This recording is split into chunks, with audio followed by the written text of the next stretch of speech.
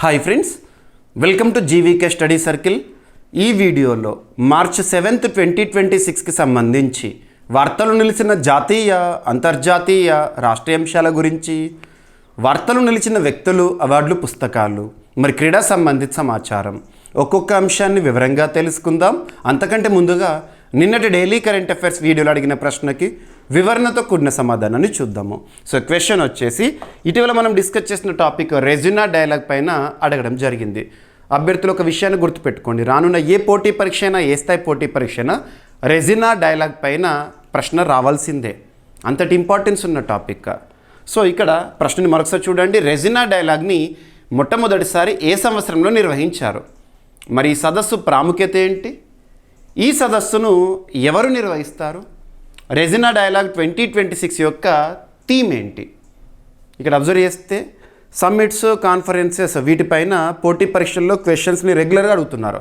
మరి ఏదైనా ఒక సదస్సు గురించి లేదా సమ్మిట్ గురించి పోటీ పరీక్షల కోణంలో ఏ పాయింట్స్ని గుర్తుపెట్టుకోవాలంటే, ఫస్ట్ ఆ సమ్మిట్ లేదా సదస్సు యొక్క పేరేంటి, మొట్టమొదటిసారి ఎప్పుడు జరిగింది, నెక్స్ట్ ఆ సమ్మిట్ లేదా సదస్సును ఎవరు నిర్వహిస్తారు, షెడ్యూల్ అంటే ఏ తేదీల్లో, వెన్యూ ఎక్కడ, ఆ సదస్సు లేదా సమ్మిట్ యొక్క థీమ్ ఏంటి, మరియు ఇతర అంశాలు ఆ సమ్మిట్ సంబంధించిన పోటీ పరీక్షల కోణంలో ఇంపార్టెంట్ పాయింట్స్. సో ఇక్కడ అబ్జర్వ్ చేస్తే సమ్మిట్ యొక్క లేదా సదస్సు యొక్క పేరేంటి? రెజ్యూనా డైలాగ్. రెజ్యూనా డైలాగ్ ఈ పేరుతో మొట్టమొదటిసారి సదస్సు ఎప్పుడు జరిగింది అంటే 2016 ఇయర్లో జరిగింది. Very very very important. 2016 సంవత్సరంలో ఫస్ట్ టైం రెజ్యూనా డైలాగ్ అనేది జరిగింది. భారతదేశంలో మన దేశ రాజధాని న్యూఢిల్లీలో జరుగుతుంది. మరి అప్పటి నుండి ఎవ్రీ ఇయర్ కూడా రెజ్యూనా డైలాగ్ సమ్మిట్ని మనం చూస్తున్నాము. మరి ఈ సంవత్సరం 2026 రెజ్యూనా డైలాగ్ 2026 అనండి, లేదంటే 11th ఎడిషన్ ఆఫ్ రెజ్యూనా డైలాగ్ అనండి. ఫస్ట్ ఎడిషన్ ఎప్పుడు 2016, ఇప్పుడు 11th ఎడిషన్కి వచ్చింది.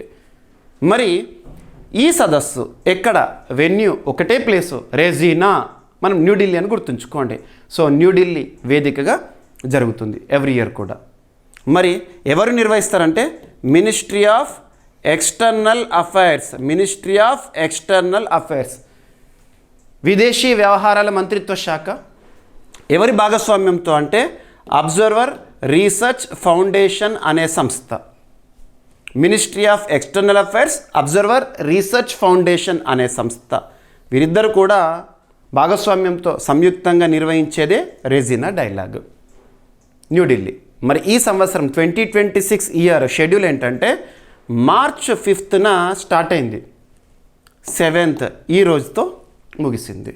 So March 5th to 7th.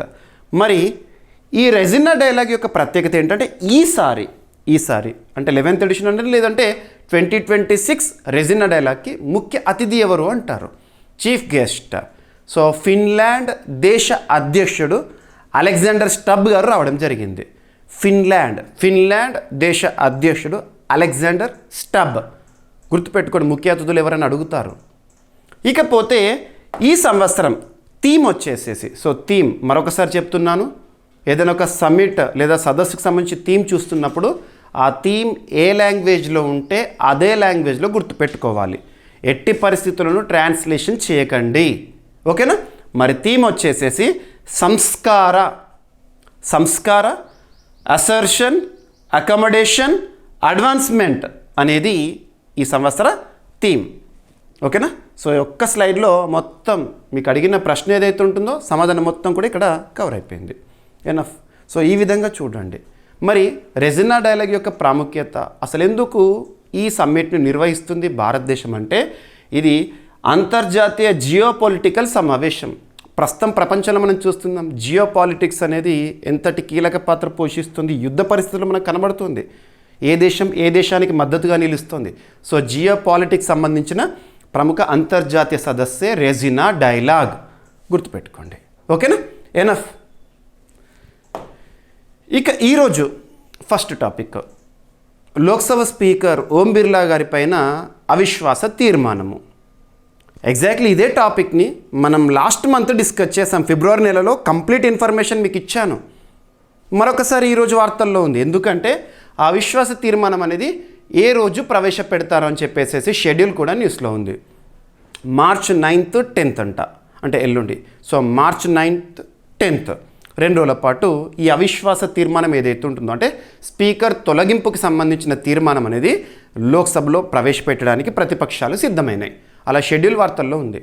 ఇప్పటికే అధికార పార్టీ మరియు ఇతర పార్టీలు ఆయా పార్టీ నేతలకు విప్ జారీ చేయడం జరిగింది. విప్ అంటే ఖచ్చితంగా ఆ పార్టీ నిర్ణయాన్ని ప్రతి ఒక్క సభ్యుడు కూడా పాటించాలి. ఓకేనా? ఇక మనం ఆల్రెడీ డిస్కస్ చేసాం కొన్ని ఆర్టికల్స్. అవిశ్వాస తీర్మానం స్పీకర్ పైన ప్రవేశపెట్టాలంటే నిబంధనలు ఏంటి మరొకసారి చెప్తాను. దేశంలోనే అత్యున్నత చట్టమైన రాజ్యాంగం. సో రాజ్యాంగంలోని 5వ భాగం, 5th part of Indian constitution.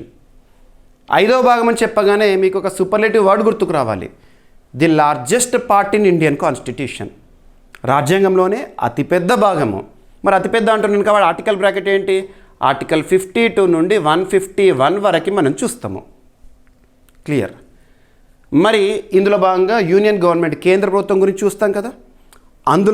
అందులో ఆర్టికల్ 79 నుండి 122 వరకు పార్లమెంటు గురించి చూస్తాము.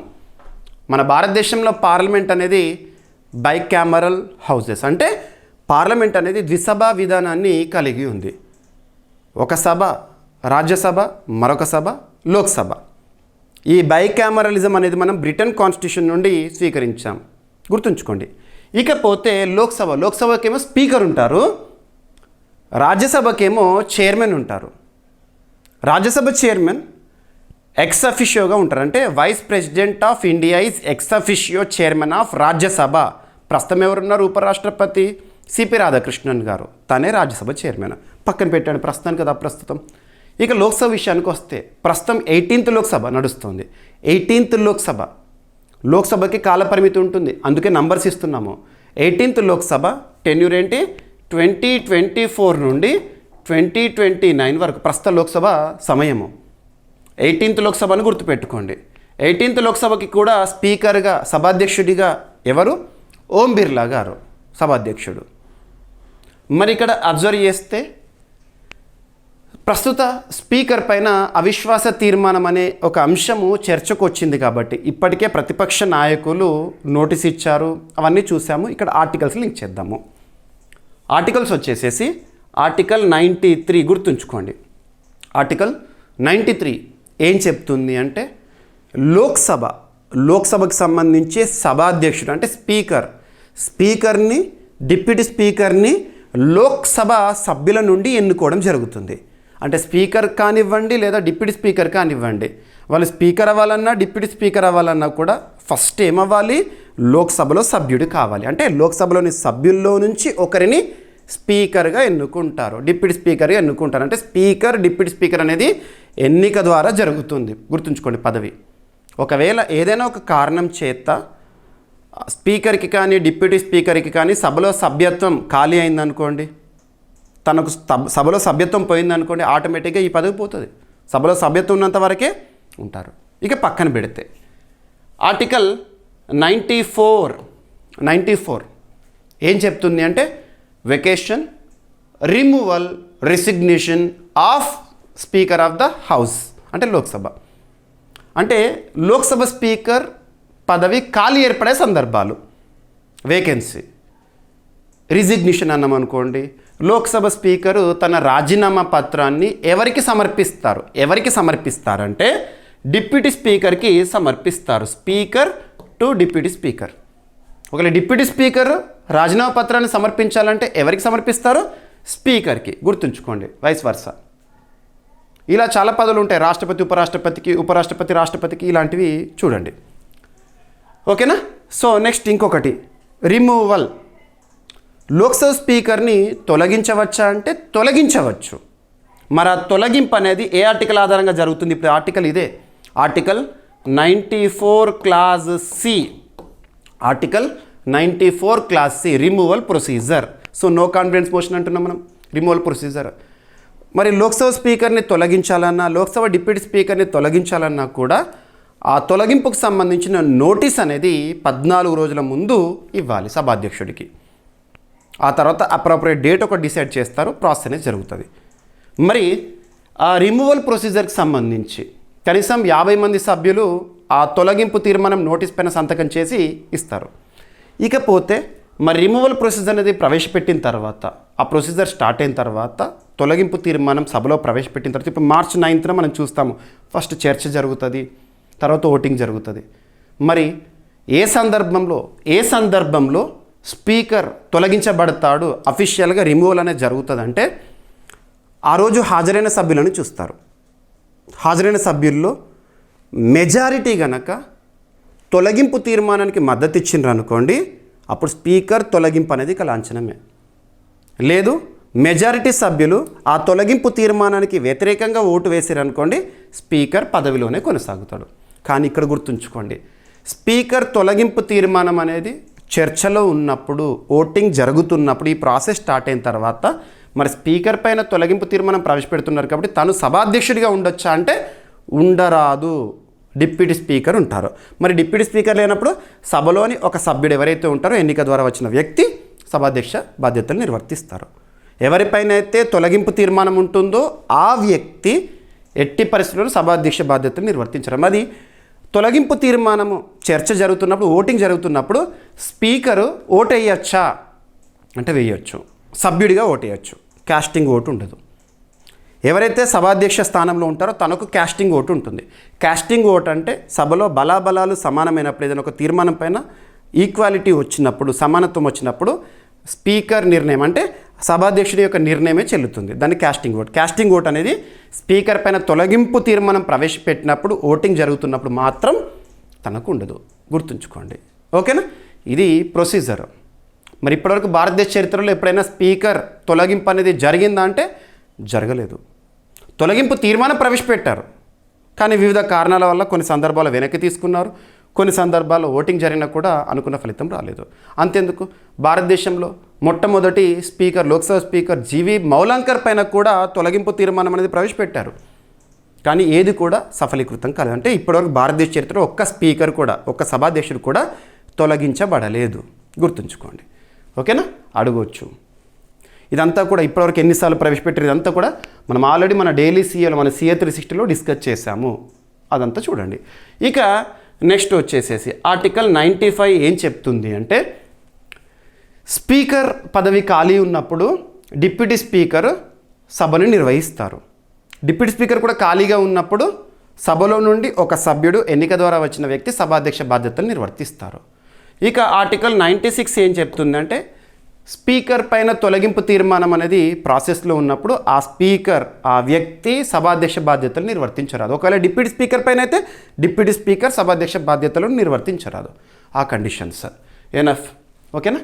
ఇక ఆర్టికల్ 97 సభాధ్యక్షులకు వచ్చే జీతభత్యాల గురించి మనం చూస్తాము. పక్కన పెట్టండి, సరిపోతుంది. సో ఇప్పుడు మనకు తొలగింపు తీర్మానం అనేది మార్చ్ 9th 10th రోజున జరగబోతోంది కాబట్టి, వార్తల్లో ఉంది కాబట్టి మీకు సబ్జెక్ట్ చెప్పాను. ఆర్టికల్ 94 క్లాజ్ సిని లింక్ చేసుకోండి. తొలగింపు తీర్మానం స్పీకర్కి సంబంధించి ఏ ఆర్టికల్ ద్వారా పాసిబుల్ అవ్వచ్చు, కండిషన్ ఏంటి అని అడగవచ్చు. So enough. ఓకేనా? ఏదైనా ఒక టాపిక్, మీరు ఈరోజు వార్తాపత్రికలో చూసిన టాపిక్నే కాన్సెప్ట్ క్లియర్ చేసేసి చెప్పాను. వార్తల్లో కనిపించిన ఒక అంశాన్ని సబ్జెక్ట్ లింక్ చేయాలి. ఆ సబ్జెక్ట్ సంబంధించి మనం స్టాటిక్ పాయింట్స్ని కూడా నేర్చుకున్నాం అనుకోండి, ఏ పోటీ పరీక్ష అయినా, ఏ స్థాయి పోటీ పరీక్ష అయినా కరెంట్ అఫైర్స్ కోణంలో 100% సాధించడంతో పాటు జనరల్ స్టడీస్లో కూడా మ్యాక్సిమం స్కోర్ చేయగలుగుతాము. ఇది ఫ్యాక్ట్. అదేవిధంగా మీకు ప్రతి టాపిక్ చెప్తున్నాను. రైట్? ఎనఫ్. అడగవచ్చు. సో ఇంత కూడా మీకు నేను ఎక్స్ప్లెనేషన్ ఇచ్చాను ఇందాకే. రైట్? ఎంతమంది సంతకాలతో నోటీస్ ఇచ్చారు ఇవన్నీ ఇప్పుడు అవసరం లేదు.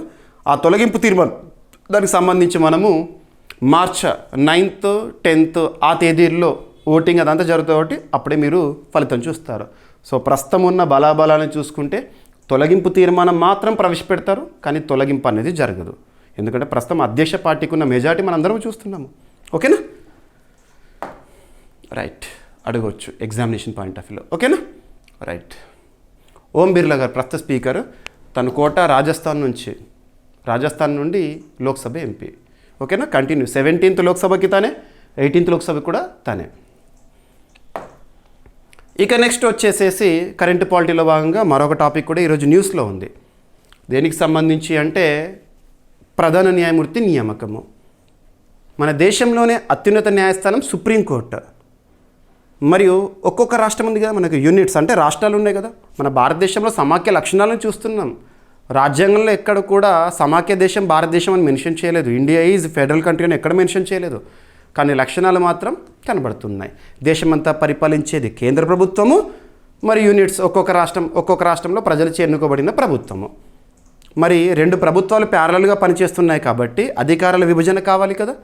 మనకు ఆర్టికల్ 246లో అధికారాల జాబితా గురించి ఉంటుంది. కేంద్ర జాబితా, రాష్ట్ర జాబితా, ఉమ్మడి జాబితా అని.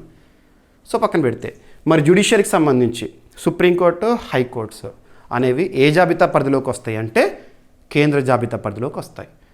ఇక తమిళనాడు హైకోర్టు పేరేంటి? Madras high court. So Tamil Nadu high court, Madras హైకోర్టుకి నూతన ప్రధాన న్యాయమూర్తి నియామకం అనేది అఫీషియల్గా జరిగింది. నియమించబడబోతున్నారు లేదా నియమిస్తారు అని చెప్పేసి మనం లాస్ట్ వీక్ డిస్కస్ చేశాము. కొలీజియం సిఫార్సు చేసింది, రాష్ట్రపతి వద్ద ఉంది ఫైల్, రాష్ట్రపతి ఆమోదిస్తే జరుగుతుంది అని జరిగింది. సో ఇక్కడ అబ్జర్వ్ చేస్తే తనతో పాటు లిసా గిల్ ఎవరంటే ఆంధ్రప్రదేశ్ రాష్ట్రానికి హైకోర్టు ఉంది కదా, హైకోర్టులో న్యాయమూర్తిగా నియమితులయ్యారు. తను ప్రస్తుతం హైకోర్టు ప్రధాన న్యాయమూర్తిగా ఉన్న ధీరసింగ్ ఠాకూర్ గారి పదవీ విరమణ జరిగిన తర్వాత ప్రధాన న్యాయమూర్తిగా రాబోతున్నారు లిసా గిల్ గారు. సో ఆంధ్రప్రదేశ్ రాష్ట్ర హైకోర్టుకి మొట్టమొదటి మహిళా ప్రధాన న్యాయమూర్తి లిసా గిల్. ఈ పేరుని మనము ప్రమాణ స్వీకారం చేసిన రోజు డిస్కస్ చేద్దాం, ఇంకా టైం ఉంది. అంతకంటే ముందు మద్రాస్ హైకోర్టు గురించి చూద్దాం. ఈరోజు అఫీషియల్గా జరిగింది. సో దేశంలోనే అత్యున్నత న్యాయస్థానం సుప్రీంకోర్టు కదా. సుప్రీంకోర్టు గురించి మనము పార్ట్ 5లో నేర్చుకుంటాము. పార్ట్ 5లోనే సుప్రీంకోర్టు గురించి కూడా ఉంటుంది. ఆర్టికల్ 124 నుండి 147 వరకు సుప్రీం జ్యుడిషియరీ ఇన్ ఇండియా. అందులో ఆర్టికల్ 124 ఏం చెప్తుంది? సుప్రీంకోర్టు సంబంధించి న్యాయమూర్తుల నియామకం అట్సెట్రా. ఆర్టికల్ 124 క్లాస్ 1 ఇవన్నీ మనం చూస్తాం. సో ఇక్కడ అబ్జర్వ్ చేస్తే సుప్రీంకోర్టుకి ప్రధాన న్యాయమూర్తిని మరియు ఇతర న్యాయమూర్తులను నియమించే అధికారం రాజ్యాంగం ఎవరికి ఇచ్చింది అంటే రాష్ట్రపతికి ఇచ్చింది. సుప్రీంకోర్టులో ప్రధాన న్యాయమూర్తిని, ఇతర న్యాయమూర్తులు అంటే ఇప్పుడు ప్రస్తుతం 1+33 కదా కంపోజిషన్. 1 అంటే ప్రధాన న్యాయమూర్తి. ప్రస్తుతం ఎవరున్నారు? జస్టిస్ సూర్యకాంత్ గారు, హర్యానా రాష్ట్రం నుంచి. సో సూర్యకాంత్ గారు సుప్రీంకోర్టులో 8వ ప్రధాన న్యాయమూర్తి, 53వ ప్రధాన న్యాయమూర్తి. తనతో పాటు ఇతర న్యాయమూర్తులు ఉంటారు కదా, వీళ్ళందరినీ నియమించే అధికారము రాష్ట్రపతికి ఇచ్చింది రాజ్యాంగం. ఏ ఆర్టికల్ ఆధారంగా అంటే ఆర్టికల్ 124 ప్రకారము. గుర్తుంచుకోండి, ఓకేనా? అడగవచ్చు. అండ్ సుప్రీంకోర్టులో న్యాయమూర్తుల సంఖ్యను నిర్ణయించే అధికారం మాత్రం రాజ్యాంగము పార్లమెంటుకి ఇచ్చింది. గుర్తుంచుకోండి, నియమించే అధికారం మాత్రం వాళ్ళు ఎవరు ఉండాలని నియమించే అధికారం మాత్రం రాష్ట్రపతికి ఇచ్చింది. ఇక ఒక్కొక్క రాష్ట్రానికి ఒక్కొక్క హైకోర్టు ఉంటుంది కదా, ఆ రాష్ట్రంలో అత్యున్నత న్యాయస్థానం. హైకోర్టులో కూడా ఒక ప్రధాన న్యాయమూర్తి, ఇతర న్యాయమూర్తులు ఉంటారు. ఈ ఇతర న్యాయమూర్తుల సంఖ్య అనేది రాష్ట్రాన్ని బట్టి మారుతుంది. ఉదాహరణకు అలహాబాద్ హైకోర్టు ఉంది, భారతదేశంలోనే అత్యధిక జనాభా కలిగిన ఉత్తరప్రదేశ్ రాష్ట్రానికి సంబంధించి కాబట్టి అక్కడ న్యాయమూర్తుల సంఖ్య కూడా ఎక్కువగా ఉంటుంది. పక్కన పెడితే మరి హైకోర్టులో ఎంతమంది న్యాయమూర్తులు ఉండాలి, ఈ సంఖ్యను నిర్ణయించే అధికారం రాష్ట్రపతికి ఇచ్చింది రాజ్యాంగము. ఎట్ ద సేమ్ టైం ఒక్కొక్క హైకోర్టు ఉంటుంది కదా, హైకోర్టులో ప్రధాన న్యాయమూర్తిని, ఇతర న్యాయమూర్తులను నియమించే అధికారం కూడా రాజ్యాంగము రాష్ట్రపతికి ఇచ్చింది. ఏ ఆర్టికల్ ఆధారంగా అంటే ఆర్టికల్ 217 క్లాస్ 1. గుర్తుంచుకోండి, ఆర్టికల్ 217 అని గుర్తుంచుకోండి. హైకోర్టు సంబంధించిన నియామకం రాష్ట్రపతి యొక్క అధికారము. 124 ఏమో సుప్రీంకోర్టు సంబంధించిన నియామకం రాష్ట్రపతి యొక్క అధికారం. ఎనఫ్.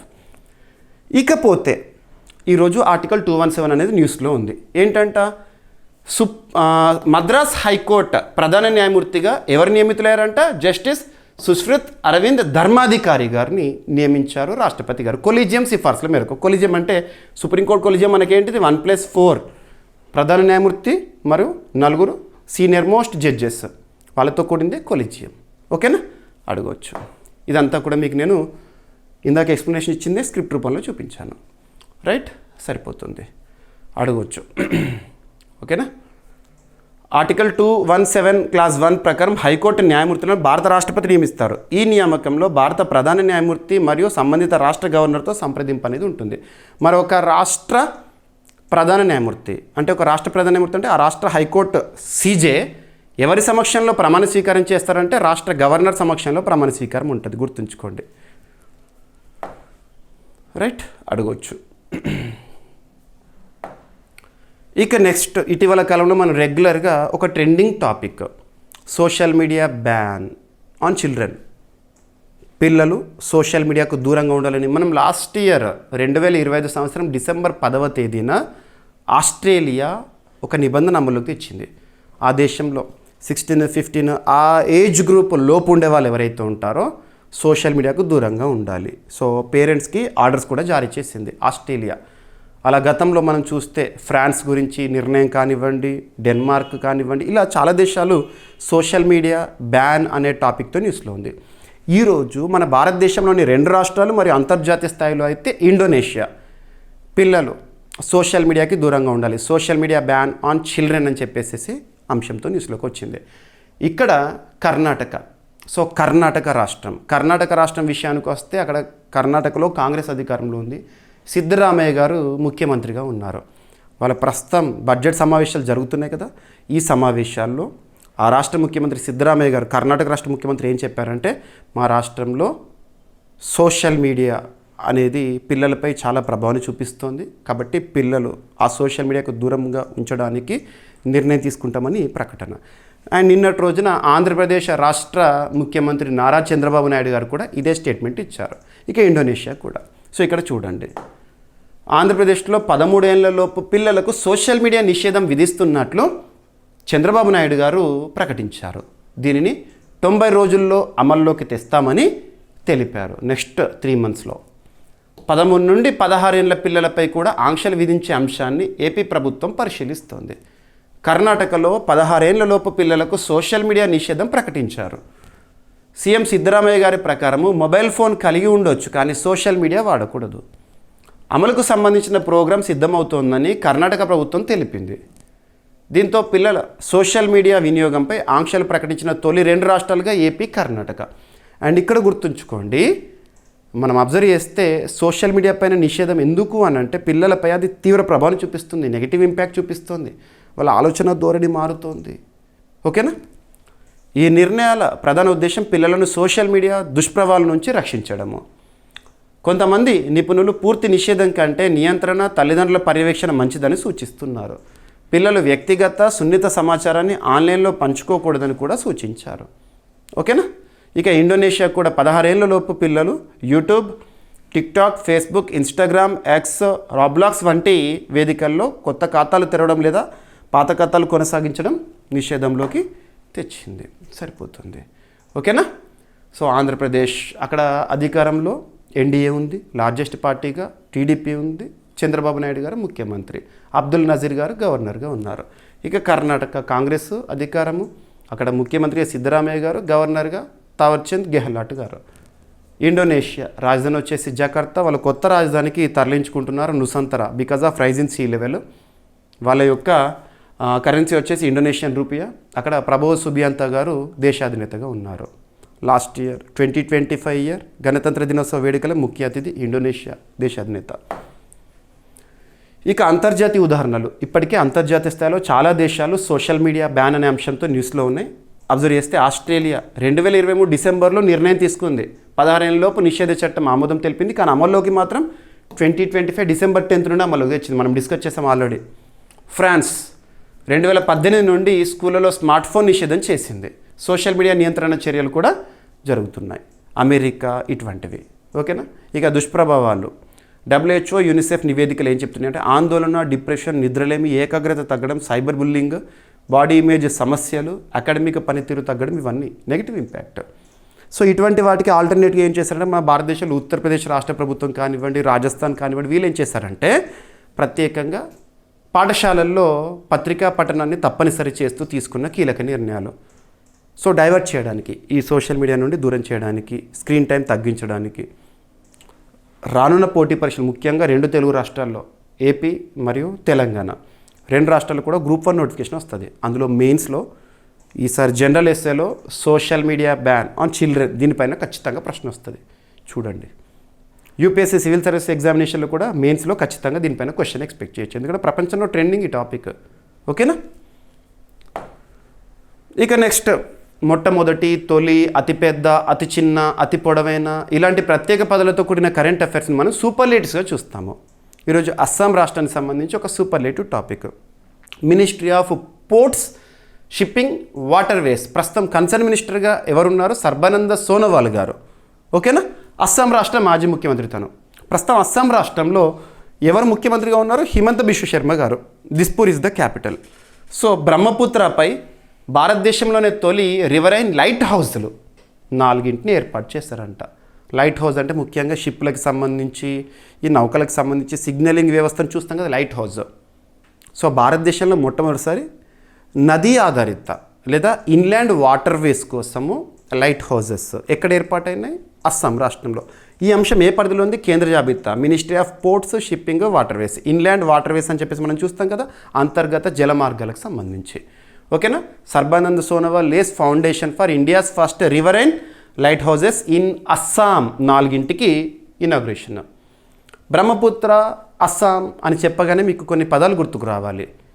వరల్డ్స్ లార్జెస్ట్, ప్రపంచంలో అతిపెద్ద రివరైన్ ఐలాండ్ మాజులి ఐలాండ్ ఏ నది ఆధారంగా? బ్రహ్మపుత్ర నది ఆధారంగా అస్సాంలో ఉంది. ఇక బ్రహ్మపుత్ర తరచు అస్సాం రాష్ట్రంలో వరదలకు కారణమవుతుంది. Kaziranga national park was inundated 80% due to recent floods from Brahmaputra అని మన గతంలో చూసాము. లింక్ చేసుకోండి. ఇక నెక్స్ట్ వచ్చేసేసి ఒక సదస్సు. ఇందాక మీకు చెప్పాను రెజినా డైలాగ్ గురించి చెప్పినప్పుడు, ఏదైనా ఒక సదస్సు గురించి చూస్తున్నప్పుడు సదస్సు పేరేంటి, షెడ్యూల్ ఏంటి, వెన్యూ ఏంటి, మరియు థీమ్ ఏంటి, ఉద్దేశం ఏంటి, ఎవరు నిర్వహిస్తారు, ఎనఫ్. సో ఇక్కడ అబ్జర్వ్ చేస్తే మొబైల్ వరల్డ్ కాంగ్రెస్ 2026 అనేది న్యూస్లో ఉంది. మొబైల్ వరల్డ్ కాంగ్రెస్ 2026 రీసెంట్గా ముగిసింది. సో మార్చ్ 2, 3, 4, 5 డేట్స్లో జరిగింది. ఎక్కడ? Spain, Barcelona. సో స్పెయిన్ దేశంలోని బార్సిలోనా నగరంలో ముగిసింది. ఎవరు నిర్వహించారు? లండన్ కేంద్రంగా పనిచేస్తున్న global system for mobile communications association ఈ సదస్సుని నిర్వహించడం జరిగింది. మరి ఈ మొబైల్ వరల్డ్ కాంగ్రెస్ యొక్క థీమ్ ఏంటి అంటారు? ద ఐక్యూ ఎరా. ఎనఫ్ ఈ points. So mobile world Congress ప్రస్తుతం టెక్నాలజీ ఎంతటి కీలక పాత్ర పోషిస్తుంది ప్రపంచంలో మనం ప్రతిసారి కూడా అబ్జర్వ్ చేస్తున్నాం. ఒక మాటలో చెప్పాలంటే ప్రపంచాన్ని నడిపిస్తుంది టెక్నాలజీ, అందులో మొబైల్ సంబంధిత అంశము. సో మొబైల్ వరల్డ్ కాంగ్రెస్ 2026 ప్రపంచంలోనే అతిపెద్ద మొబైల్ మరియు టెక్నాలజీ పరిశ్రమ సదస్సు. ఎప్పుడు జరిగింది, ఎక్కడ జరిగింది సరిపోతుంది. స్పెయిన్లోని బార్సిలోనా వేదికగా. ఓకేనా. సో మరి ది ఐక్యూ ఎరా ఈ థీమ్ యొక్క ఉద్దేశం, ఈ థీమ్ కృత్రిమ మేధస్సు మరియు అధునాతన కనెక్టివిటీ కలయిక ద్వారా స్మార్టర్ నెట్వర్క్స్, డిజిటల్ ఆవిష్కరణ, సామాజిక మార్పు సాధనపై దృష్టి పెట్టింది. మరి మన భారతదేశం నుండి ministry of communications concern minister ఎవరు మనం అబ్జర్వ్ చేస్తే జ్యోతిరాదిత్య సింధియా గారు వెళ్ళడం జరిగింది. ఓకేనా. రైట్, అడగవచ్చు. ఓకేనా. సో భారత టెలికాం ఆవిష్కర్తలు టెలికాం ఎక్విప్మెంట్ అండ్ సర్వీసెస్ ఎగుమతి ప్రోత్సాహ మండలి సమన్వయంతో పాల్గొన్నారంట. ఓకేనా. రైట్, అడగవచ్చు. డిపార్ట్మెంట్ ఆఫ్ టెలికమ్యూనికేషన్స్ మన భారతదేశంలో ఏ మంత్రిత్వ శాఖ పరిధిలో పనిచేస్తున్న? Ministry of communication. Concern minister Jyotiraditya Scindia. Spain దేశ రాజధాని వచ్చేసేసి మాడ్రిడ్, కరెన్సీ వచ్చేసి యూరో. ఇక నెక్స్ట్ టాపిక్, వార్తల్లో నిలిచిన ఒక నివేదిక. అభ్యర్థులకు ప్రతిసారి చెప్తున్నాను, రిపోర్ట్స్, ఇండిసెస్, ర్యాంకింగ్స్ ఈ సెగ్మెంట్ చాలా ఇంపార్టెంట్. ఏ పోటీ పరీక్ష అయినా, ఏ స్థాయి పోటీ పరీక్ష అయినా ఖచ్చితంగా అడగవచ్చు.